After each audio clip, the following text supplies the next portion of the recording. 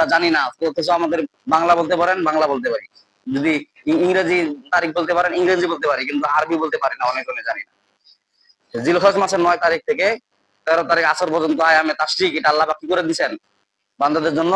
প্রত্যেক ফরজ নামাজের পরে একবার করে পড়া কি ওয়াজিব করে দিয়েছেন আল্লাহ পাক। আজকে জুমার আলোচ্য বিষয় হলো মানুষের সাথে শব্দ ব্যবহার, ভালো আচরণ, মানুষকে ভালো রাস্তা দেখে দেওয়া। এটা হলো আজকে জুমার আলোচ্য বিষয়। যেমন গত জুমায় বিষয়ে আলোচনা গেছে যে আল্লাহ পাক যে আপনি গরু যে কুরবানি করবেন, সেই কুরবানির গোশত কি আল্লাহ পাক খায় নাকি, আল্লাহ দরবারে পৌঁছে নাকি, এবং কি রক্ত পৌঁছে নাকি, এটা গত জুমায় আলোচ্য বিষয়। আজকে জুমার আলোচ্য বিষয় হলো যে মানুষের সাথে শব্দ ব্যবহার, আচরণ। কারণ বিশ্বনবীজির জন্মভূমি কোথায় বলেন দেখি? বিশ্বনবীজির জন্মভূমি কোথায়? মক্কায় তিনি জন্মগ্রহণ করেছিলেন। কিন্তু আবু জেহেল, উতবা, সাহেবা এদের আচরণে বিশ্বনবীজি কোথায় চলে গমন করলেন বলেন দেখি? মক্কা থেকে মদিনায় গমন করলেন। অথচ জন্মভূমি বিশ্বনবীজির মক্কায়, কিন্তু গমন করলেন কেন? মদিনায় গমন করলেন বলেন দেখি? আবু জেহেল, উতবা, সাহেবা মানুষের কিছু খারাপ আচরণের কারণে। এমনও আবু জেহেল বার্কার লোক আছে মানুষের সাথে দুর্ব্যবহার করে, খারাপ আচরণ করে, যার কারণে ওর জন্মভূমি থাকতে পারে না, আরেক জায়গায় চলে যায়। ঠিক কিনা বলেন? মনে হয় যে ওর বাপদাদার এগুলা সবকিছু, মানে এমন ভাবে দাপট ভাবে চলে, নিজে খাম তামান। বিশ্বনবীর জন্মভূমি যখন মক্কায় বিশ্বনবী ছিলেন, কাফেরদের অত্যাচারে বিশ্বনবী মদিনা যখন গমন করলেন, নাগরিকত্ব দেওয়ার জন্য আল্লাহ পাক সূরা বালাদ নাজিল করে দিলেন। বলেন না সুবহানাল্লাহ। বালাদ শব্দের অর্থ হলো নগর বা শহর। আল্লাহ পাক এখানে মক্কার কথা বলতেছেন। কোন কোন মুফাসসিরগণ ব্যাখ্যা লিখছেন যে মক্কাকে আল্লাহ পাক, মক্কাকে আল্লাহ এমন ভাবে কবুল করে নিয়েছেন, মক্কার হলো 5টা নাম আছে। কয়টা নাম? বাক্কা, বাক্কা বলা হয় মক্কাকে। ইয়াসরিফ এই মক্কার নাম। বিশ্বনবীজি যখন মক্কা ছেড়ে যখন মদিনায় গমন করলেন, মদিনা থেকে যখন আবার মক্কায় অবতরণ করলেন, আল্লাহ পাক সূরা বালাদ নাজিল করে দিলেন। বলেন না সুবহানাল্লাহ। এই সূরা বালাদ কোরআন শরীফের মধ্যে 90 নাম্বার সূরা। কয় নাম্বার সূরা? 90 নাম্বার সূরা। কোরআন শরীফের মধ্যে কতটি সূরা আছে বলেন দেখি? 114টি সূরা আছে। কয়টা সূরা আছে? 114টি সূরা। আবার এই কোরআন শরীফের সূরাকে 2 ভাগে বিভক্ত করা হয়েছে।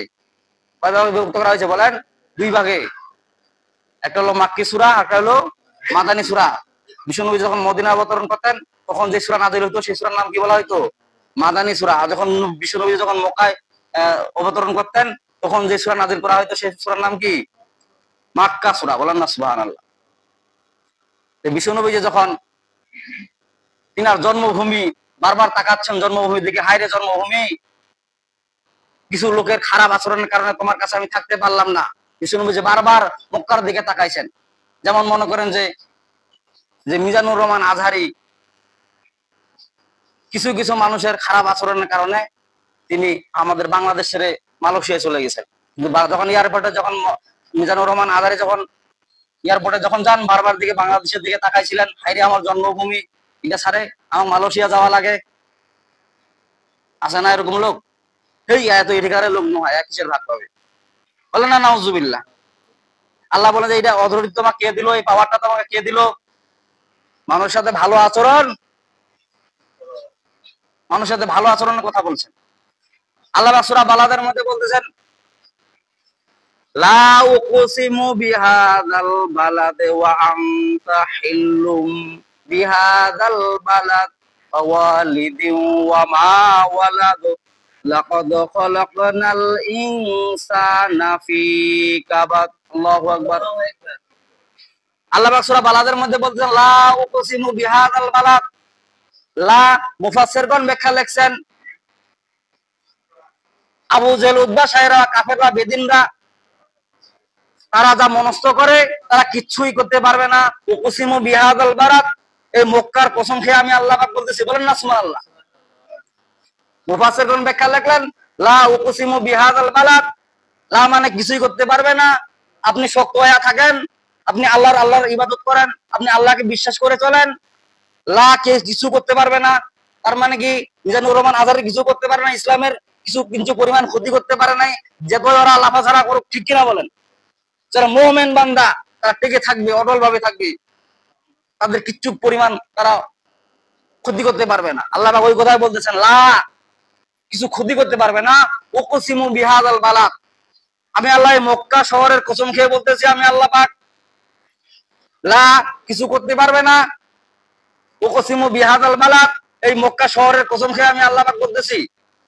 আল্লাহ ভাই কসম খেয়ে শান্ত হন নাই। আল্লাহ পাক পরে আয়াতে আরো বলতেছেন, ওয়া আনতা হিল্লুম বিহাযাল বালাদ। আল্লাহু আকবার। আল্লাহ পাক বলতেছেন, হে রাসূল, এই মক্কা নগরী তো আপনাকে আমি হালাল করে দিয়েছি, এটা তো আপনার জন্মভূমি, আপনারই তো পাওয়ার গিয়া থাকবে, ঠিক কিনা বলেন? আবু জেহেল, উতবা সাহেবা, কিছুদিন পরে দেখবেন ওদের নাম গন্ধ থাকবে না, কয়েক বছর পরে ওদের ভবিষ্যৎ থাকবে না, ওদের বাড়িটা আমি টয়লেট বানাই দিব, বলেন না সুবহানাল্লাহ। আবু জেহেলের বাসা টয়লেট হয়ে গেছে, আর বিষ্ণু নবীর বাসা, আল্লাহু আকবার। আল্লাহ পাক বলছেন, ওয়া আনতা হিল্লুম বিহাযাল বালাদ, এই মক্কা নগর শহরকে আমি আল্লাহ পাক আপনার জন্য হালাল করে দিলাম। আপনি যেখানে মন খুশি সেখানে যাইতে পারবেন, এই মক্কা আপনি রাজত্ব করবেন, বলেন না সুবহানাল্লাহ। কেউ যদি কারো নাগরিকত্ব যদি কেড়ে নিতে চায়, পারবে নাকি? আল্লাহ যদি অটল থাকে। আল্লাহ পাক কসম খেয়ে বলতেছেন, লা উকসিমু বিহাযাল বালাদ, এই মক্কা শহরের আমি কসম খেয়ে বলতেছি, আমি আল্লাহ পাক, ওয়া আনতা হিল্লুম বিহাযাল বালাদ, যার যেটা জন্মভূমি সেটা আমি আমার আল্লাহ পাক হালাল করে দিব, তার জন্য বৈধ করে দিব, নাগরিকত্ব দিয়ে দিব। তোমরা কিছু পরিমাণ কিছু করতে পারবা না, বলেন না সুবহানাল্লাহ। এই পাওয়ার কার? এই কসম কার? বিশ্ব নবীদের কসম খাইলেন আল্লাহ পাক। আল্লাহ বলেন, হে রাসূল, মক্কা তো আপনার জন্মভূমি, আপনি মদিনায় গমন করছেন এই কাফেরদের অত্যাচারে, কিন্তু একদিন দেখবেন এই মক্কায় আপনি বিজয় করে কি করবেন? এই নাগরিকত্ব আপনি পাবেন এবং আপনি এই মক্কা শাসন করবেন, বলেন না সুবহানাল্লাহ। মক্কা শরীফের মধ্যে যখন মূর্তি পূজা অনেক কিছু ছিল, তখন বিশ্ব নবী যখন ক্ষমতা পেলেন, তখন বলেন যে এই কাবা শরীফের মধ্যে যতগুলা মূর্তি আছে সবগুলা তোমরা ভাঙে চুরচার করে ফালাই দাও, বলেন না।